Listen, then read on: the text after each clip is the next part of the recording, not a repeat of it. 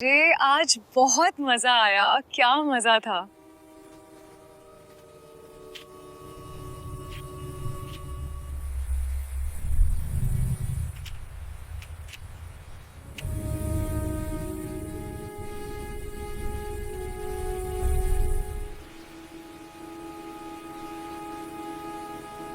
अरे ये क्या था, मुझे यकीन नहीं आ रहा।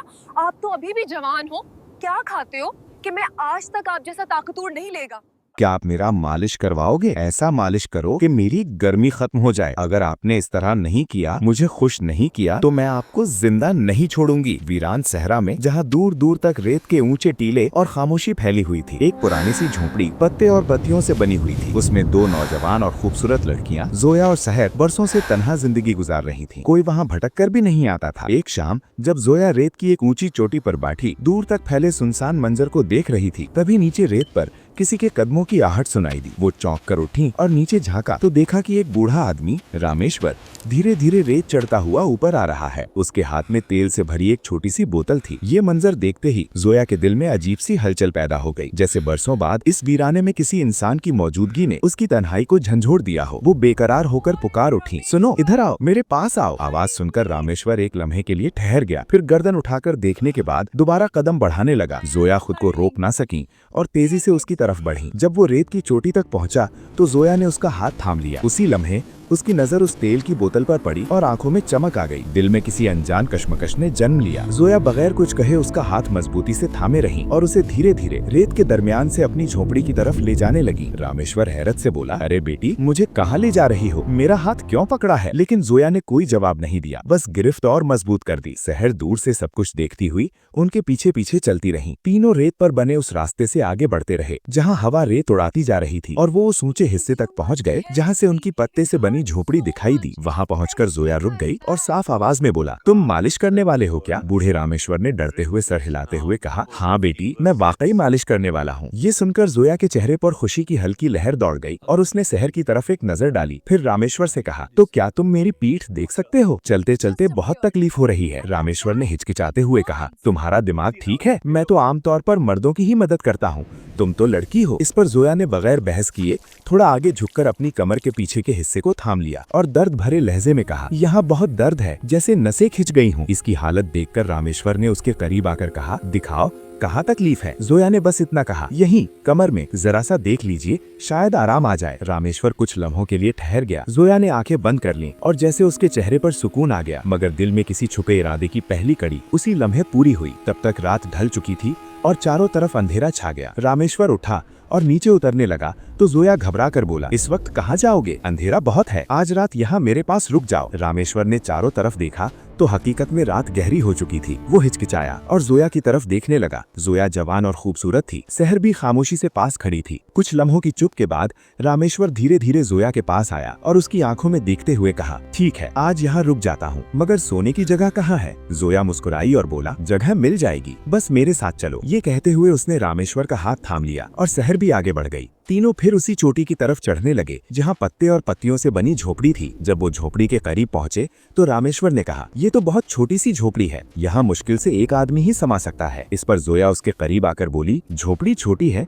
लेकिन ये जगह बहुत बड़ी है। वहाँ पहुंचकर जोया रुक गई और कहा, क्यों ना हम दोनों आज झोपड़ी के बाहर इसी चट्टान पर सो जाएं? रामेश्वर ने सहज लहजे में कहा, जैसी तुम्हारी मर्जी। ये कहते ही जोया ने बगैर देर किए चट्टान पर एक पुराना कपड़ा बिछाया और इशारे से बोला, आओ यहाँ बैठो। रामेश्वर कपड़े पर बैठ गया और कुछ ही लम्हों में जोया भी करीब आकर बैठ गई, जबकि सहर थोड़ी दूर पर खामोशी से मौजूद रही। कुछ देर बाद जोया की नजर रामेश्वर के हाथ में रखी तेल की बोतल पर पड़ी जिससे वो मालिश करता था। उसने पहले उसकी तरफ देखा, फिर बोतल की तरफ इशारा करते हुए मुस्कुरा कर पूछा, मालिश के कितने पैसे लेते हो? रामेश्वर ने गहरे अंदाज में जवाब दिया, जो जितना दे दे वही ले लेता हूँ। जोया ने फिर पूछा, और मुझसे कितने लोगे? इस पर रामेश्वर खामोश रहा। जोया के धीरे से आंखों में देखकर कहा, तुम कहाँ कहाँ मालिश करते हो? रामेश्वर ने गहरे लहजे में कहा, जहाँ जिसकी मर्जी हो वहीं कर देता हूँ। ये सुनकर जोया के होठों पर हल्की सी मुस्कान आ गई। वो अचानक उठकर झोपड़ी के अंदर गई और कुछ सूखी लकड़ियां ले आई और बाहर आग जला दी। फिर उसने खाने को रामेश्वर के सामने रख दिया। वो डरते हुए बोला, इसकी क्या जरूरत थी? जोया ने नरमी से कहा,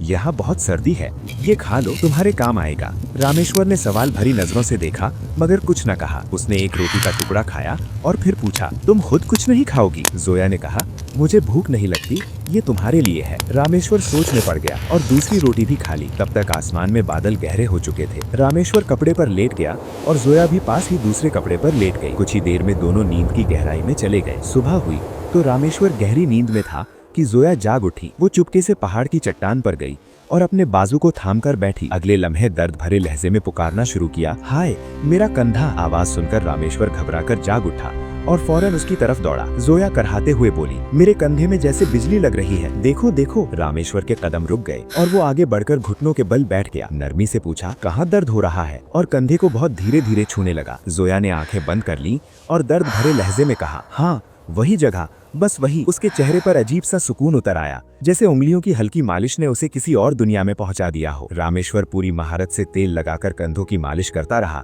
और धीरे लहजे में बोला, बेटी तुम्हारे जिस्म में इतना दर्द क्यों छुपा है? लगता है बरसों से किसी ने तुम्हारा ख्याल ही नहीं रखा। जोया की आवाज एकदम सर्द हो गई, कभी किसी ने रखा ही नहीं। फिर हल्की मुस्कान के साथ बोली, लगता है तुम तो रख सकते हो। ये सुनकर रामेश्वर खामोश हो गया, दिल कहीं अंदर लरस गया। वो कुछ लम्हों तक आंखों में देखता रहा। फिर जोया अचानक उठकर चट्टान के पीछे की ढलान की तरफ बढ़ गई। शहर दूर से खामोशी से देख रही थी। रामेश्वर उसके पीछे गया मगर जोया चट्टान के पीछे छिप गई। वो इधर उधर उसे ढूंढता रहा। तब उसकी नजर चट्टान के पीछे की पतली जगह पर पड़ी जहाँ से जोया झांककर उसे देख रही थी। वो उस तरफ बढ़ा और बोला, अब यहाँ आकर क्यों बैठ गई हो? जोया ने नरमी से कहा, ये जगह कैसी है? यहाँ कोई नहीं, सिर्फ तुम और मैं। रामेश्वर ने हैरान होकर पूछा, तुम्हारा मतलब क्या है? जोया कुछ लम्हों तक सोचती रही, फिर कहा, नीचे बैठ जाओ। रामेश्वर कुछ समझ नहीं पाया, फिर भी उसके कहने पर बैठ गया। जोया ने नजरें झुकाकर पूछा, तो बताओ तुम्हारा क्या इरादा है? रामेश्वर उलझकर बोला, तुम क्या कहना चाहती हो? जोया ने कहा, बस ये पूछ रही थी कि क्या तुम मेरे पास रहोगे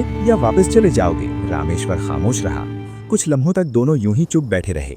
हवा रेत से टकराती रही और दूर झोपड़ी की आग की आहट दिखाई दे रही थी। फिर जोया उठकर कहा, आओ आज मैं तुम्हें कुछ खास दिखाती हूँ, तुम मेरे लिए देवता हो। जोया ने धीरे से कहा तो रामेश्वर ने हैरानी से पूछा, क्या चीज? जोया शरारत भरी मुस्कान से बोली, चुप रहो, तुम खुद देखोगे। चारों तरफ अंधेरा गहरा हो गया। उसने झोपड़ी के बाहर आग जलाई और इस बार बाजरे की रोटी बनाई। रामेश्वर चौंक कर बोला, ये कहाँ से आया? जोया ने पलट कर कहा, तुम्हारे आने से पहले भी कोई आया था। ये सुनकर रामेश्वर के माथे पर बल पड़ गए और उसने धीमी आवाज में पूछा, फिर वो कहाँ गया? जोया के होठों पर हल्की मुस्कान आई और धीरे से कहा, नीचे, बहुत नीचे। रामेश्वर खामोशी से सुनता रहा। कुछ ही देर बाद रसोई से खुशबू फैलने लगी और खाना तैयार हो गया। दोनों झोपड़ी के बाहर बैठकर खाने लगे, जबकि शहर कुछ फासले पर खामोशी से मौजूद रही। शाम गहरी हुई और पहाड़ की बुलंदी से ठंडी हवा नीचे उतरने लगी। जोया ने रामेश्वर का हाथ पकड़ा और उसे पत्थरों से भरी पहाड़ी की तरफ ले गई। छोटी जगह पर पहुंचते ही वो बैठ गई और करहाते हुए बोली, आज तुम मेरे लिए कुछ करोगे? रामेश्वर नरमी से पूछा, बताओ क्या बात है? जोया दर्द भरी आवाज में बोली, मेरे पैरों में बहुत दर्द हो रहा है, जरा देखो। रामेश्वर कुछ देर खामोश रहा, फिर धीरे से कहा, अगर इससे तुम्हें सुकून मिलता है तो मैं कोशिश करूंगा। उसने बहुत हल्के हाथों से पैरों की मालिश की। कुछ देर बाद दोनों वापस उसी जगह पहुंच गए जहां झोंपड़ी थी। जोया ने लकड़ियां इकट्ठी की और बाहर आग जलाई। आग की हल्की आहट के पास दोनों बैठ गए। जोया ने रामेश्वर की आंखों में देखकर पूछा, क्या तुम यहाँ अकेले हो? तुम्हारी कोई बीवी नहीं है? रामेश्वर जवाब देने ही वाला था कि जोया ने फौरन कहा, परेशान मत हो, दिल छोटा मत करो, मैं हूं ना। ये सुनकर रामेश्वर चौंक गया मगर खामोश रहा। कुछ देर बाद तीनों पहाड़ की ढलान पर लेट गए और नींद की आगोश में चले गए। सुबह हुई तो जोया आहिस्ता से उठी और उसी बुलंदी पर जा बैठी जहां एक गोल सा दायरा बना था। वो दायरे के अंदर बैठकर रोती रहीं और खुद से कहती रहीं, इस खूबसूरती का क्या फायदा जो सुकून ना दे सके। रामेश्वर जागा और उसे पास ना पाया। बाहर निकलकर दायरे की तरफ बढ़ा। करीब पहुंचकर धीरे से बोला, क्या हुआ बेटी, यहाँ क्यों बैठ गई हो? जोया ने जल्दी से कहा, कुछ नहीं, बस पाँव में हल्का दर्द है। रामेश्वर फौरन उसका पाँव दबाकर झोंपड़ी तक ले आया। अंदर पहुंचकर पूछा, ये सब क्या है? तुम्हें रोज दर्द क्यों होता है और तुम इस पहाड़ पर क्यों जाती हो? जोया धीरे से बोली, ये मेरी सजा है और ये सब मैं तुम्हारे लिए कर रही हूँ।